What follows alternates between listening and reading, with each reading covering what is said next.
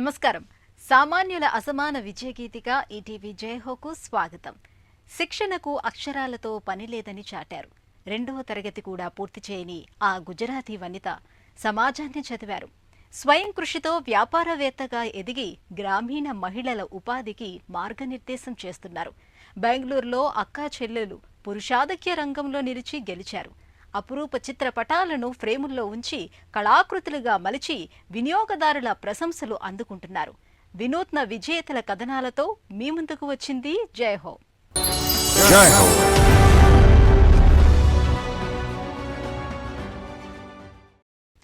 ఆమె పేరు రాజీబెన్.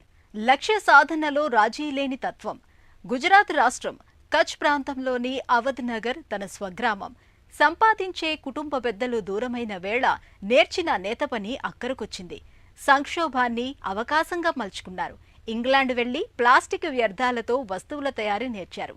కచ్లో గ్రామాన తిరిగి పేద మహిళలను సంఘటితం చేశారు. అవధ్ నగర్లో తయారీ కేంద్రం నెలకొల్పి వందలాది వనితలకు ఉపాధి మార్గం చూపారు.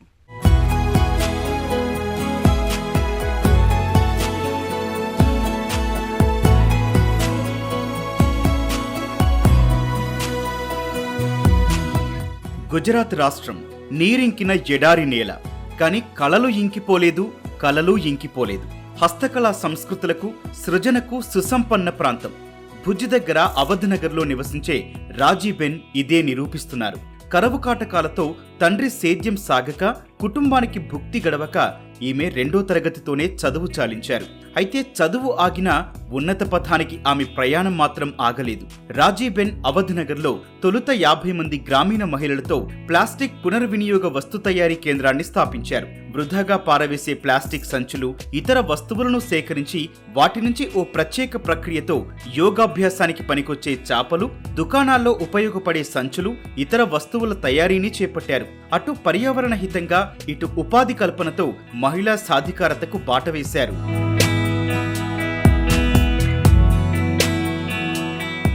వేస్ట్ ప్లాస్టిక్ 2009-10 మధ్య నేను ఒక సంస్థలో పనిచేశాను. అప్పుడు విదేశాల నుంచి వచ్చిన ఓ అమ్మాయి అక్కడ ప్లాస్టిక్ నేత వస్తువులను చేయడం చూశాను.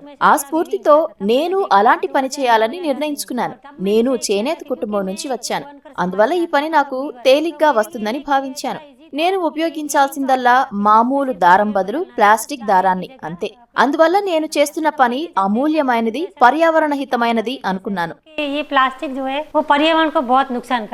2009లో ఖమీర్ అనే స్వచ్ఛంద సంస్థతో సహకార బంధం రాజీబెన్ జీవితాన్ని మలుపు తిప్పింది. కచ్లో హస్తకళా వస్తువుల తయారీ, సంస్కృతిని పరిరక్షించే సంస్థ అది. తనకు వచ్చిన నేత పనిని ప్లాస్టిక్ వస్తు పునరుత్పత్తికి జోడించారు.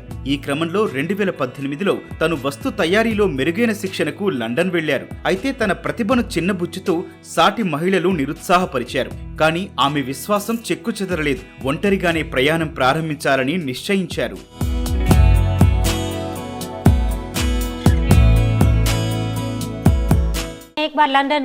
ఈ పనిలో భాగంగా నేను ఒక పర్యాయం లండన్ వెళ్లాను. బయటి వ్యక్తుల మౌఖిక ప్రచార మాధ్యమాల ప్రాచుర్యం కావచ్చు. టీవీల్లో చూసి కచ్ ప్రాంతంలో అవధ్ నగర్ ఓ కుగ్రామం ఒకటి ఉందని, మహిళలు ఉత్తమ సేవ చేస్తున్నారని తెలిసింది. పర్యావరణ పరిరక్షణకు కృషి చేస్తున్న మహిళలకు ఉపాధి లభిస్తోందని బయటి ప్రపంచం తెలుసుకుంది. మేము శిక్షణ కూడా ఇస్తున్నాం. అంతకు 6 ఏళ్ల క్రితమే, అంటే 2012లో ప్లాస్టిక్ వ్యర్థాలతో సంచులు నేసే డిజైనర్ హెతాల్ పరిచయం రాజీబెన్ జీవితానికి దిశానిర్దేశం చేసింది. ఆ పరిచయం ఇచ్చిన ఉత్సాహం, లభించిన ప్రోత్సాహం ఆమెను ముందుకు నడిపించాయి. తన ఆశయ సాఫల్యానికి లక్ష్య సాధన వేదికగా సఖీ మండల్ అనే స్వయం సహాయక మహిళా బృందాన్ని నెలకొల్పారు. ఈ బృందం నెల సమావేశమవుతుంది. వ్యర్థ ప్లాస్టిక్ తో చేసిన సంచి ఫ్రెంచ్ డిజైనర్ దృష్టిని ఆకర్షించింది. ఇదే ఆమె విజయానికి నాంది పలికింది. పర్యావరణ హిత ఉత్పత్తుల తయారీలో తనకు గుర్తింపు తేవటానికి సాయపడింది.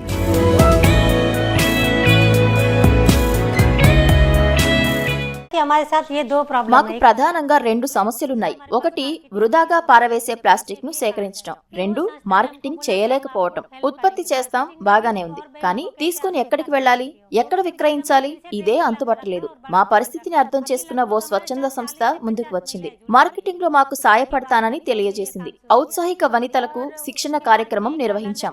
అలాంటి మహిళలు ప్రస్తుతం మా దగ్గర 40 నుంచి 50కి పైగా ఉన్నారు. క్రమంగా రాజీవ్ బెన్ తన కృషితో కారీగార్ క్లినిక్ లాంటి స్వచ్ఛంద సంస్థల మద్దతు పొందారు. 25 గ్రామాల మహిళలను సంఘటితం చేశారు. వారిని ప్లాస్టిక్ పునరుత్పాదక కార్యశాలకు తీసుకొచ్చి పని నేర్పారు. అన్నట్లు వ్యర్థ ప్లాస్టిక్ నుంచి వస్తువుల తయారీకి వ్యర్థ వస్తువుల సేకరణ, శుభ్రపరచడం, కత్తిరింపు, నేయటం, కొట్టడం అనే 5 ప్రక్రియలున్నాయి. సంఘటిత మహిళలు దేశ విదేశాల్లో విక్రయించేందుకు సంచులు, ట్రేలు, జాకెట్లు తయారు చేశారు. और मैं अवधनगर गांव से हूँ। నేను గత 4 ఏళ్లుగా రాజీవ్ బెన్ తో కలిసి పనిచేస్తున్నాను. ఇక్కడ పనిచేస్తూ బాగుపడ్డాను. లాభం కూడా వస్తోంది. గతంలో మేము ఇంటికే పరిమితమై గృహిణి పాత్రలో ఉండేవాళ్లం. ఇప్పుడు రాజీవ్ బెన్ తో కలిసి పనిచేయడంతో మా ఖర్చులు మేము చూసుకోగలుగుతున్నాం. పిల్లలకి కావాల్సినవి కొనిచ్చేందుకు వీలవుతుంది. ఇంటి కోసం కొంత డబ్బు ఆదా చేయవచ్చని తెలుసుకున్నాం. 4 पैसे भी बचा सकते हैं। అనేక నేపథ్యాలున్న గ్రామీణ పేద మహిళలతో రాజీబెన్ ఓ శక్తివంతమైన శ్రమ సమాజాన్ని ఏర్పాటు చేశారు. ఆమె కార్యశాలకు కుట్టు మిషన్లు, మగ్గాలు సమకూరాయి. ఇక్కడ ఉపాధి పొందుతున్న మహిళల సంఖ్య 70కి చేరింది. వీరంతా రీసైక్లింగ్ లో ముఖ్య పాత్ర పోషిస్తున్నారు. వ్యర్థ పదార్థాలతో వినియోగ వస్తువుల తయారీని చేపట్టి ఉపాధి చూపారు. పర్యావరణ హిత వాతావరణం కోసం తోడ్పాటునందిస్తున్నారు.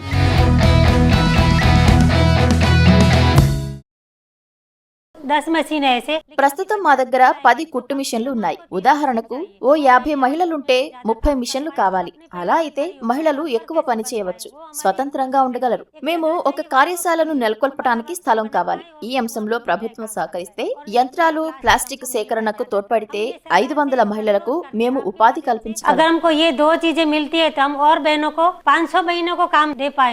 రాజీబెన్ సంస్థ ఢిల్లీ, ముంబై, బెంగళూరు లాంటి నగరాల్లో తనదైన ముద్ర వేసింది.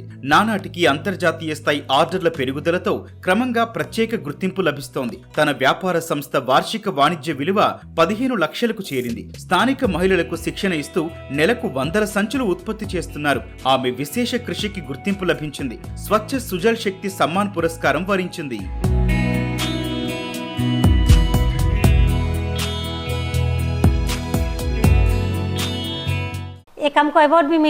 మాకు జానకీదేవి బజాజ్ పురస్కారం లభించింది. ఇందులో భాగంగా 10 లక్షల రూపాయల నగదు బహుమతి అందించారు.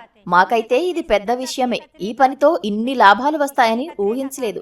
చెత్త నుంచి బంగారం తీయవచ్చు, కానీ ఈ స్థాయిలో తీయవచ్చని అనుకోలేదు. మహిళలు గణనీయ సంఖ్యలో వచ్చారు. మాతో అనుసంధానించుకోగలిగాం. వారు పనిచేసేందుకు యంత్రాలను పెద్ద సంఖ్యలో పొందారు.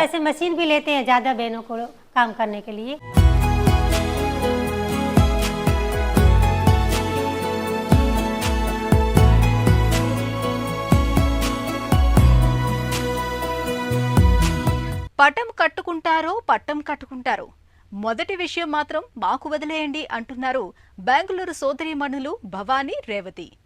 ముచ్చటపడి తీసిన ఫోటోలు, పెయింటింగ్స్ ఇలా జ్ఞాపికలేవైనా చక్కని ఫ్రేముల్లో అందజేస్తున్నారు. తండ్రి వారసత్వ విద్యను సవాలుగా స్వీకరించి విజయంతో జవాబు చెప్పారు. కార్పెంటరీ కార్యశాలను వ్యాపార ప్రపంచంగా మలుచుకున్న అపూర్వ సహోదరీమణులు భవానీ, రేవతిల జైత్రయాత్ర ఈ కథనం.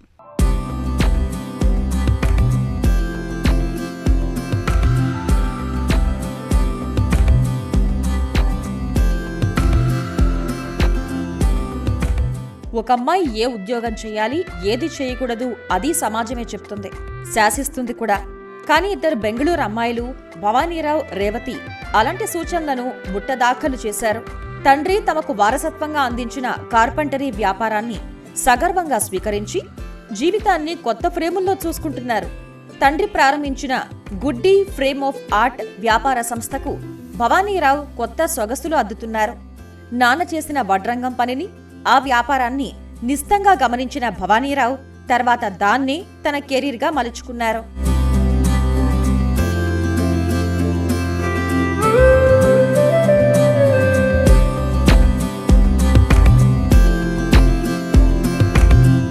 currently manage my family business, Goodies Frames of Art. ప్రస్తుతం మా కుటుంబ వారసత్వ వ్యాపారమైన గుడ్డీస్ ఫ్రేమ్ ఆఫ్ ఆర్ట్స్ వ్యాపారాన్ని నిర్వహిస్తున్నాను. 23 ఏళ్ల క్రితం మా నాన్నగారు ప్రారంభించారు. ఆయనకి కళలన్నా ఇష్టం, యంత్రాలన్నా ఇష్టమే. ఓ పర్యాయం మా భవనం ఎదుట ఒక ఎగ్జిబిషన్ పెట్టారు. ఆ ప్రదర్శనలో ఉంచిన కార్పెంటరీ యంత్రాలను ఇష్టపడ్డారు. ఇక మా అమ్మ ఒక కళాకారిణి. నాన్నేమో ఆమె కళాకృతులకు ఫ్రేమ్ కట్టి వ్యాపారం చేయాలనుకున్నారు. అలా వ్యాపారం చిన్నగా ప్రారంభమైంది.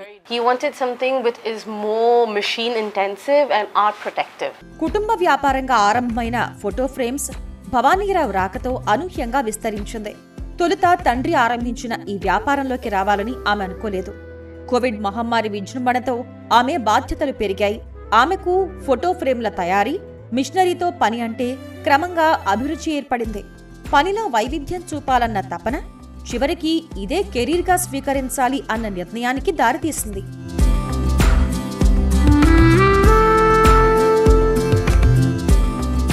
When the building was ready, my husband wanted to start. భవనం సిద్ధం కాగానే ఏదో ఒక వ్యాపారం ప్రారంభించాలని మా వారు అనుకున్నారు. ఫోటో ఫ్రేమ్ల తయారీ అంటే ఆయనకి ఓ పిచ్చి అనుకోండి. అనుకోకుండా సంబంధిత ఎగ్జిబిషన్ చూశాం. ఇటలీ, ఫ్రాన్స్ నుంచి వచ్చిన ఫ్రేమ్ల తాలూకు యంత్రాలను చూసి తెప్పించారు. ఎవరూ చెప్పకుండానే తనే స్వయంగా వాటి నిర్వహణ నేర్చారు. ఆయన వృత్తి వడ్రంగం. అందుకోసం ఉపయోగించే యంత్రాలంటే అవగాహన ఎక్కువ. Mission specialist. చెక్కను కట్ చేయటం నుంచి అన్ని పనులు స్వయంగా చేసేవారు. అలా ఒక కుమార్తె ముద్దు పేరు గుడ్డీస్ తో వ్యాపార సంస్థకు ఆ పేరు పెట్టారు. Goodies was the name he selected. Photo ఫ్రేమ్ల తయారీ రంగంపై ఇప్పటిదాకా మగవారి ఆధిపత్యమే కొనసాగింది. అలాంటి రంగంలోకి సాహసంతో వచ్చారు భవానీరావు. కానీ అనేక సవాళ్లను ఎదురైనా వెనకంజ వేయలేదు. హస్త కళాఖండాలు కదా, నాణ్యంగా చేసందిద్దాం అనే తపన బయలుదేరింది. ఆ తపన, నిబద్ధత ఈ రంగంలో ఆమె పాత్రను సుస్థిరం చేశాయి. కుటుంబమంతా మద్దతుగా నిలిచింది. ముందుకు సాగేందుకు ప్రోత్సాహం అందించింది.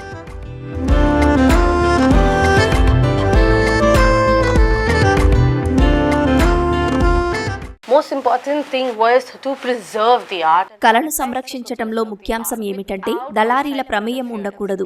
వారి జోక్యం లేకుండానే మనుగడ సాగించాలి. ఏళ్లు గడిచే కొద్దీ కళ కూడా వయసు మీరుతుంది. పరిరక్షించే వాతావరణం తేవాలన్న పట్టుదలతో నాన్న పనిచేశారు. ఇందులో ఉపయోగించే యంత్రాల మీద ఆయనకు ఎంతో మక్కువ. ఈ నేపథ్యంలో సాగించిన పరిశోధన, చేసిన కృషితో ఈ ఫ్రేమ్స్ వ్యాపారం ఇలా నిలిచింది. కళను పరిరక్షించే సంస్థగా పేరు వచ్చింది. Goes over and above and beyond to find ways, creative ways to preserve art. ఈ ఫోటో ఫ్రేమ్స్ వ్యాపారానికి ప్రశంసలెన్నో వచ్చాయి. కొందరు కళాత్మకతను మెచ్చారు. నానాటికి తన హస్తకళా వస్తు పనిని భవానీరావు మెరుగుపరుచుకున్నారు. ఇందుకు సామాజిక మాధ్యమాల్లో వచ్చే స్పందన చూసి అందుకనుగుణంగా మెరుగుపరుచుకుంటూ వస్తున్నారు. సంప్రదాయంగా చూస్తే మగవారి ఆధిపత్యం కొనసాగిన వ్యాపారం అయినా సృజనాత్మకత తనదైన ముద్ర వేశారు. తగిన గుర్తింపు, గౌరవం లభించడంలో తన కాలానుగుణ వ్యూహాలు దోహదం చేశాయి.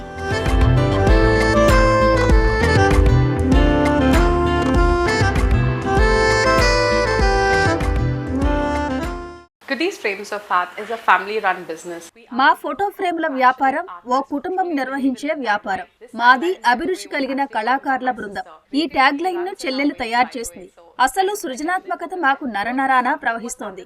నాన్న ఆరంభించిన ఈ వ్యాపారాన్ని సోదరి, నేను కలిసి నిర్వహిస్తున్నాం. నా తోడ్పాటు ఉంది. అయినా నిజాయితీగా చెప్పాలంటే చెల్లెలిదే ముఖ్య పాత్ర. బోర్డ్ రూమ్ లో ఉన్న గదిని వడ్రంగి కార్యశాలలా మార్చింది తనే. ఇందుకోసం స్వయంగా తనే అన్ని పనులు చేసింది. To a carpentry workshop setup where she kind of does things by herself. ఛాయాచిత్రాలు మనసు మీద ముద్ర వేసేలా రకరకాల ఫ్రేముల్లో అందిస్తున్నారు. నాణ్యతకు, సృజనాత్మకతకు, కళాత్మకతకు ఈ కార్యశాల ఒక గమ్యస్థానంగా మారింది. వినియోగదారుల స్పందనను ఆమె పరిగణనలోకి తీసుకుని ముందుకు సాగుతూ ఉంటారు. ఎప్పటికప్పుడు అత్యున్నత ప్రమాణాలకు అనుగుణంగా ఉండేలా చూసుకుంటారు.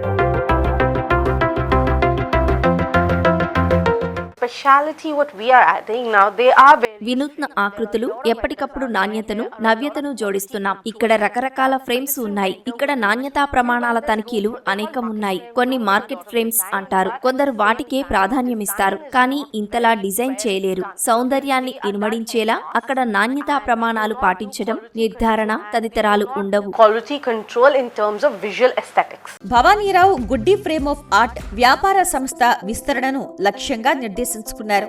ఆత్మను అద్దుకున్న ఆవిష్కరణలు కావాలి, శ్రేష్ఠతకు మారుపేరుగా నిలవాలని ఆమె తపన. ఆమె కథ ఒక విజయగాథ. చిన్ననాటి అభిలాష అలా ఉండిపోయింది. అభిరుచితో తండ్రి వ్యాపారాన్ని వారసత్వంగా స్వీకరించారు, వృత్తిగా చేపట్టారు. ఇది మీ పని కాదు అనే ఛాందసాలను తుడిచివేశారు. కళాసృజనతో నవ జవసత్వాలు ఇచ్చి ఫోటో ఫ్రేమ్ల తయారీలో, వ్యాపారంలో తనదైన ముద్ర వేశారు.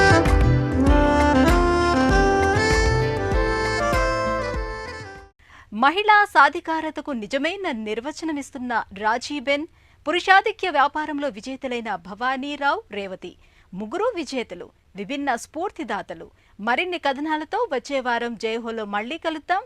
నమస్కారం.